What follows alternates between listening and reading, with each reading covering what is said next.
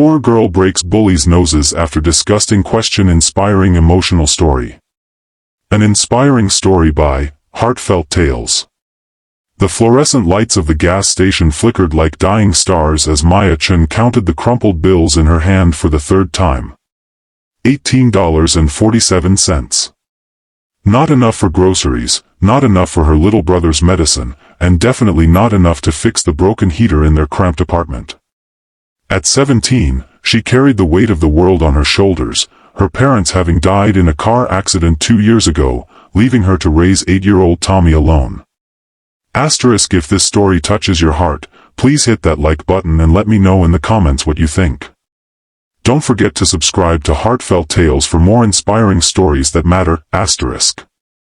Maya's worn sneakers squeaked against the grimy floor as she walked toward the counter, her stomach growling in protest. She had been working double shifts at the diner for weeks, but the bills kept piling up faster than she could pay them. The social worker had been asking questions lately, threatening to separate her from Tommy if she couldn't prove she could provide adequate care. The thought made her chest tighten with panic. As she stepped outside into the bitter November wind, 3 figures emerged from the shadows near the alley. Jake Morrison and his 2 cronies, Brad and Tyler, were the kind of guys who peaked in high school and never quite figured out what came next. They were 20-something losers who spent their days intimidating anyone they perceived as weaker, and tonight, Maya had walked right into their web. Well, Jake drawled, his breath forming white clouds in the cold air. If it isn't little Chen, all alone in the big scary night. Maya's heart hammered against her ribs, but she kept walking. She had learned long ago that showing fear only made predators circle closer. But Brad stepped into her path, his yellowed teeth visible in a cruel grin. "Where you going so fast, sweetheart?" Tyler chimed in, blocking her other escape route. "We were just wondering, times are tough, you know. We heard you've been struggling to make ends meet."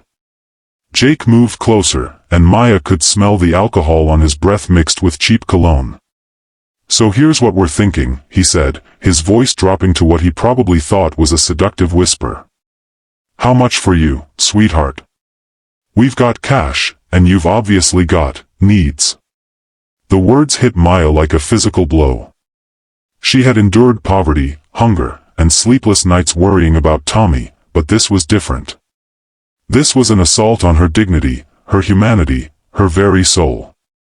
For a moment, the world seemed to tilt on its axis, and she felt smaller than she ever had in her life. But then something shifted inside her. She thought about Tommy, asleep in their cold apartment, trusting her to keep him safe.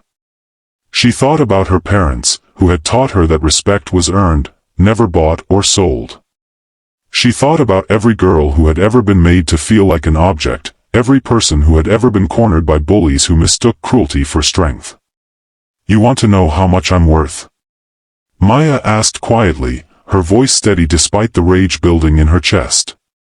Jake smirked, thinking he had won. "That's more like it. Name your price, honey." Maya's response came not with words, but with the lightning-fast uppercut she had learned from her father, who had boxed in college. Her fist connected with Jake's nose with a satisfying crunch that echoed off the brick walls of the alley. Blood exploded across his face as he stumbled backward, cursing and clutching his broken nose. Brad lunged forward, but Maya was ready. Years of carrying heavy trays at the diner had strengthened her arms, and months of worry had sharpened her reflexes. She pivoted and drove her elbow into his solar plexus, doubling him over, then brought her knee up to meet his descending face. Another nose broken, another bully on the ground. Tyler, seeing his friends writhing in pain, raised his fists, but hesitated. Maya stood in the dim light, her chest heaving, her eyes blazing with righteous fury. She looked like an avenging angel, beautiful and terrible and absolutely unbreakable. "You want to try me too?" she asked, her voice carrying a dangerous edge. "Because I've got nothing left to lose, and everything to fight for." Tyler looked at his bleeding friends, then back at Maya, and decided he had somewhere else to be. He helped his groaning companions to their feet and they stumbled away into the night, leaving Maya alone under the flickering streetlight. As the adrenaline faded, Maya began to shake. Not from fear, but from the overwhelming realization of what had just happened. She had stood up not just for herself, but for every person who had ever been made to feel worthless, every child who had ever been told they weren't enough, every dreamer who had been beaten down by circumstance and cruelty. She pulled out her phone and called Mrs. Rodriguez, their neighbor, who had offered to watch Tommy anytime Maya needed help. Through tears, she explained what had happened, and within minutes, Mrs. Rodriguez was there with her husband, insisting on driving Maya home and checking on both siblings. "Mija," Mrs. Rodriguez said as they sat in the warm kitchen, "what you did tonight, that took courage. Real courage." Maya shook her head. "I was just angry." "Sometimes anger is what courage looks like," Mr. Rodriguez added. "Your parents would be proud." That night, as Maya tucked Tommy into bed, he looked up at her with his big brown eyes. "Maya? Are you okay? You look different." She smiled, smoothing his hair. "I'm better than okay, buddy. I remembered something important tonight." "What?" "That we're not victims of our circumstances. We're fighters. And we never, ever let anyone tell us we're not worth fighting for." The next morning brought unexpected visitors. Word had spread about the confrontation, and people began showing up at their door. Mrs. Chen from the grocery store brought food. Mr. Williams from the auto shop offered to fix their heater for free. The principal from Tommy's school called to say they had a scholarship fund that could help with expenses. But the most surprising visitor was Detective Sarah Martinez, who had heard about the incident from a witness. "Maya," she said, sitting across from her at their small kitchen table, "those men have been harassing women in this neighborhood for months. What you did, it was brave, and it was legal self-defense. They're not going to press charges because they know they were in the wrong. But more importantly, other women have come forward now. They're not afraid anymore." Maya learned that her moment of defiance had created ripples throughout the community. 3 other young women reported harassment from the same group. A support network began forming for single parents struggling to make ends meet. The local community center started offering self-defense classes. Weeks passed, and Maya noticed changes in herself she hadn't expected. She walked taller, spoke with more confidence, and began to see possibilities where she once saw only obstacles. The social worker, impressed by the community support Maya had garnered and her obvious strength as a caregiver, closed the investigation and connected her with resources she hadn't known existed. Maya enrolled in night classes at the community college, studying social work with the goal of helping other young people in situations like hers. Tommy's grades improved as the stress in their home decreased, and he began talking about wanting to learn martial arts like his big sister. 6 months later, Maya stood before a packed auditorium at the community center, preparing to speak at a fundraising event for at-risk youth. She looked out at the sea of faces, many of them young women who had found their own voices after hearing her story. "People ask me if I regret what happened that night," she began, her voice carrying clearly through the room. "They ask if I wish I had just walked away, avoided the confrontation, taken the easier path. But here's what I've learned, there is no easy path when you're fighting for your dignity, your family, your future. There are only moments when you decide who you really are." She paused, scanning the crowd, seeing nods of understanding, eyes bright with unshed tears.